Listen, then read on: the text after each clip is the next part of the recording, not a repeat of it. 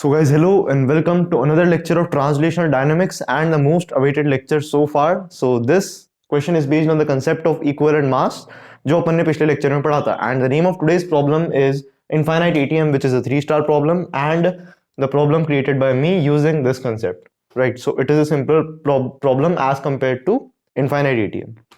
ये भी infinite ATM ही है, लेकिन यहाँ पे केवल पुलीज है, infinite ब्लॉक सिर्फ एक ही है, तो थोड़ा सा यहाँ पे कंस्ट्रेंट का यूज है और वहां पे तो सबका यूज है। ठीक है, तो बात करते हैं अपन इनफाइनाइट एटवर्ड्स मशीन की। तो we need to calculate the acceleration of kth particle. तो पार्टिकल्स को मैंने इस तरह से नंबर किया, this is particle number 1, this is particle number 2, 3 and so on. ठीक है, अब total infinite pulleys and infinite masses are there, और अपने को बोला जा रहा है कि कोई सा भी k पार्टिकल है, 1 2 3 करके कोई भी k आया, उस kth पार्टिकल का एक्सेलरेशन अपन को निकालना है। Very simple. तो कैसे करेंगे इसको, देखो अपन इस टाइप की प्रॉब्लम को। तो सबसे पहले टेंशन का अपन देख लेते क्या रूल रहेगा। यहाँ पे मैंने बोला टेंशन T है, यहाँ पे टेंशन T है, तो यहाँ पे टेंशन कितना हो गया T/2। तो यहाँ पे टेंशन कितना हो गया है T/2, तो यहाँ पे टेंशन कितना हो गया है T/4, और ऐसे यहाँ पे चलता जाएगा। फिर टेंशन होगा T/8, T/16, चलता जाएगा, आधा होता जाएगा टेंशन, दिख रहा है आपको। तो टेंशन का कुछ इस तरह से लॉजिक है ना। अब अपन और क्या कर सकते हैं, देखो सबसे पहले यूज करते हैं द कंसेप्ट ऑफ इक्विवेलेंट मास। तो अपन को इस प्रॉब्लम को रिड्यूस करना पड़ेगा टू द सिंपलेस्ट एटवर्ड। सिंपलेस्ट एटवर्ड में इस प्रॉब्लम को अपन करेंगे ट्रांसफॉर्म और फिर क्वेश्चन को करेंगे सॉल्व। तो मैंने आपसे बोला कि ये जितना भी मास दिख रहा है आपको, मतलब ये जो पूरा ये जो मैंने एनसर्कल किया है, इसका जो m इक्विवेलेंट है that is equal to x, and the whole concept is based on one thing, that infinite plus 1 is equal to infinite. So actually inequality, ये इक्वालिटी गलत है, लेकिन क्या है मतलब गलत किस तरह से, ही मैथमेटिकली गलत है। infinite is not a number, it is a notation, right? infinite is a notation, it is not a number. But अपन क्या कह सकते हैं कि infinite पे अपन ने 1 को ऐड किया तो भी वो infinite ही रहेगा। ठीक है, तो इसी कंसेप्ट पे बेस्ड होते हैं infinite ATM के क्वेश्चंस। तो अपन इसमें से एक चीज को रिमूव करते हैं, और अपन ने क्या बोला फिर देखो कि इस एक पुली और एक पार्टिकल को अपन ने हटाया, तो मैंने बोला बचे हुए जितने भी मासेस हैं और पुलीज हैं, इन सब का जो इक्विवेलेंट मास होगा दैट इज आल्सो x। ठीक है, समझ में आया। तो अगर ये x है तो अपनी जो प्रॉब्लम है, the problem is now reduce to this. ये अपनी पुली है, ठीक है, इधर मास है m, इधर टेंशन है t, इधर जो मास है वो है x, ठीक है, और इधर टेंशन है t, और इस पूरे का जो इक्विवेलेंट मास है दैट इज आल्सो x। और अपन जानते हैं इसका जो इक्विवेलेंट मास होता है that is 4mx upon m plus x, that is equal to x. So that is the whole concept. x to x cancel करेंगे because x is non-zero. Therefore we get the value of x equal to 4m minus m, that is equal to 3 times m. Now the problem is reduced to simplest atword.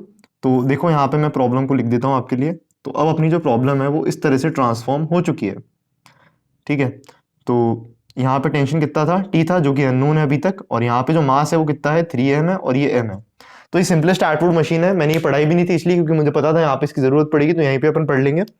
तो वैसे तो ये बहुत simple है, लेकिन फिर भी देखो डाउनवर्ड ही अज्यूम करेंगे अपना acceleration by default a1 a2।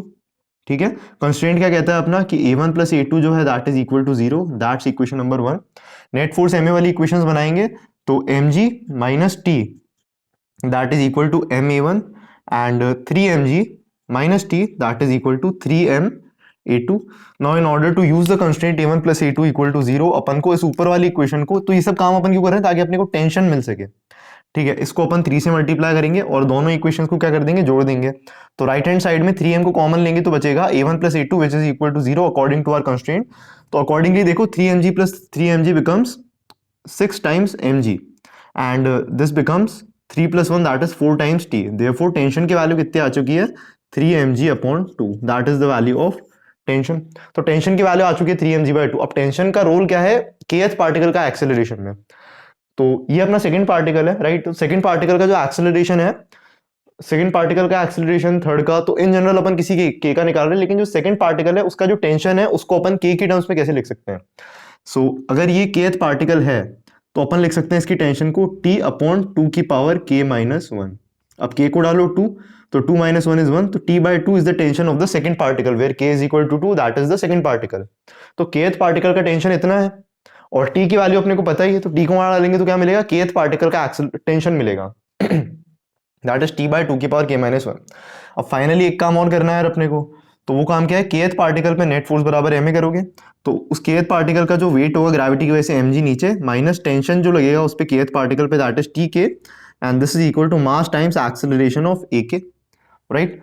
तो एक्सेलरेशन मैंने नीचे की तरफ ही अज्यूम किया है ना, और mg माइनस tk, तो tk की वैल्यू कितनी होगी, t अपॉन 2 की पावर k माइनस 1, मतलब 3mg डिवाइडेड बाय 2 इंटू 2 की power k minus 1, that is equal to m times ak, right. तो m से m सब जगह आप कैंसिल कर सकते हैं, और फाइनली जो kth पार्टिकल का जो एक्सेलरेशन होगा उसमें से g को कॉमन ले सकते हैं, एंड अंदर बचेगा ब्रेसेस में 1 माइनस 3 बाय 2 की पावर k।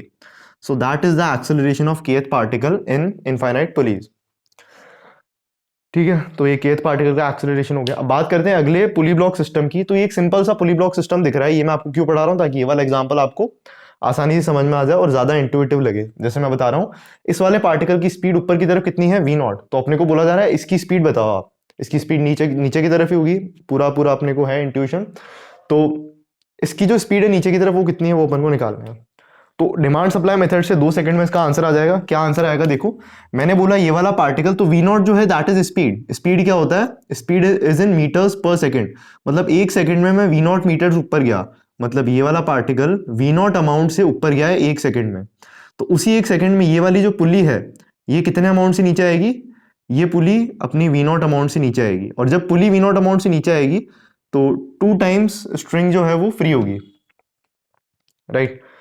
2 टाइम्स जो स्ट्रिंग है वो फ्री होगी, तो इसकी स्पीड जस्ट डबल हो जाएगी, कितनी हो जाएगी, 2v0। और अगर मैं आपसे कहता कि इसकी स्पीड मैंने बोली कुछ लेट से अल्फा, इसकी स्पीड अगर ऊपर की तरफ अल्फा है तो उस पार्टिकल की स्पीड कितनी होगी, इसकी स्पीड ऊपर की तरफ अल्फा है, तो टोटल अल्फा अमाउंट ऑफ रस्सी ढीली हुई है, अल्फा अमाउंट ऑफ रस्सी ढीली हुई है, और पुली को ऊपर जाना है तो कितना ऊपर जाएगी, अल्फा अपॉन 2, और ये इन दोनों का एक्सेलरेशन सेम है, तो इसका जो स्पीड होगी वो कितनी होगी, अल्फा अपॉन 2।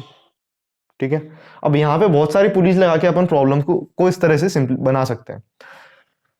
तो देखो इस टाइप की प्रॉब्लम को कैसे करेंगे अपन। तो यहाँ पे टोटल n पुलीज है, ये है पुली नंबर 0, मतलब टोटल तो n+1 पुलीज है, पर एक पुली अपनी रेस्ट पे है, उसको मैं काउंट नहीं कर रहा हूँ। टोटल अपनी जो मूवेबल पुलीज है वो 1 से लेके n तक मैंने नंबर्ड कर दी है, ठीक है। और n tending to infinity, infinite pulleys है, लेकिन मैं इसको सिंप्लीफाई करने के लिए n में लिख रहा हूँ ताकि अपन सॉल्व कर सकें।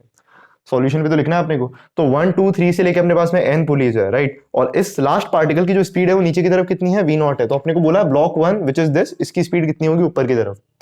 तो आओ करते हैं इसको भी। ये वाला पार्टिकल v नॉट अमाउंट से 1 सेकंड में नीचे गया, तो टोटल कितनी रस्सी कंज्यूम की इसने, v नॉट रस्सी कंज्यूम की इसने नीचे जाने के लिए, राइट। अब v नॉट रस्सी कंज्यूम करेगा तो अपनी पुली कितनी नीचे आएगी, पुली v नॉट बाय 2 नीचे आएगी, मतलब nth पुली जो अपनी ये वाली है, nth पुली की जो स्पीड है वो नीचे की तरफ कितनी है, v नॉट बाय 2। n-1 पुली यहाँ पे होगी, उसकी स्पीड नीचे की तरफ कितनी होगी, v नॉट बाय 2 की पावर कितनी, 2। ऐसे चलता जाएगा। और जो फर्स्ट पुली है सिमिलरली उसकी स्पीड नीचे की तरफ कितनी हो जाएगी, v नॉट अपॉन 2 की पावर n। आया समझ में, वहां से आप देख सकते हैं, है ना। तो कुछ इस तरह से अपने पास में कंसेप्ट है। तो ब्लॉक 1 की स्पीड कितनी हो चुकी है, v नॉट बाय 2 की power n, and the question is solve. Now another चीज अपने से पूछिए, find the sum of speeds of all the pulleys. तो क्वेश्चन इतना सिंपल हो गया, तो ऑथर आपसे थोड़ा सा मैथमेटिक्स इन्वॉल्व करने के लिए सब पूछ सकता है, एम जी एम लगा लेगा। तो find the sum of speeds of all the pulleys, तो जितनी भी पुलीज है उनकी स्पीड निकालनी है। तो जो 0 वाली पुली मार्क्ड है उसकी speed 0, because that pulley is stationary, net force 0 है पुली पे। रस्सी का जो मास है दैट इज नेग्लिजिबल 0, और रस्सी की जो लेंथ है दैट इज इनएक्सटेंसिबल। 1 से लेके n तक पुलिस है, सबकी स्पीड को जोड़ो, तो सबकी पुलिस की स्पीड को ऐड करना है, राइट। तो v naught by 2 plus v naught by 2 square से लेके v नॉट बाय 2 की पावर n, v नॉट को कॉमन लेते हैं, तो अपने पास में ब्रैकेट में कितना बचेगा, 1 by 2 plus 1 by 2 square plus 1 by 2 cube and 1 by 2 की पावर n।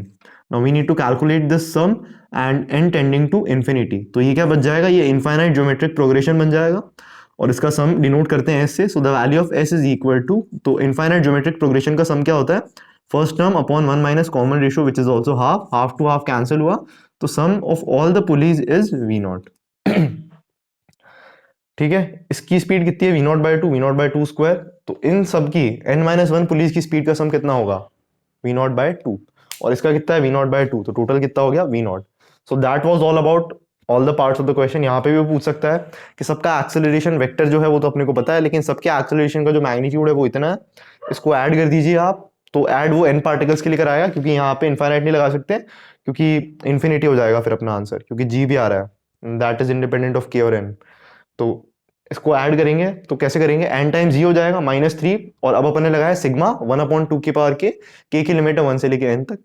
तो सिंपल ज्योमेट्रिक प्रोग्रेशन वाला रिजल्ट आपको लगाना है कि एक जीपी का सम कितना होता है। तो ये कुछ बेसिक एलिमेंट्री मैथमेटिक्स से आपको आनी चाहिए, और नहीं आती तो आप सीख लीजिए, आती होगी मेरे हिसाब से गारंटीड, राइट। तो this was all about infinite Atwood's machine, concept of equivalent mass को अपन ने कैसे वहां पे यूज किया। सबसे इंपॉर्टेंट कंसेप्ट है infinite plus 1 is equal to infinite, right. Mathematically equation is incorrect because infinity is not a number, it is a notation. उस अकॉर्डिंग अपन ने पूरा क्वेश्चन जो है ब्रेक किया है यहाँ पे।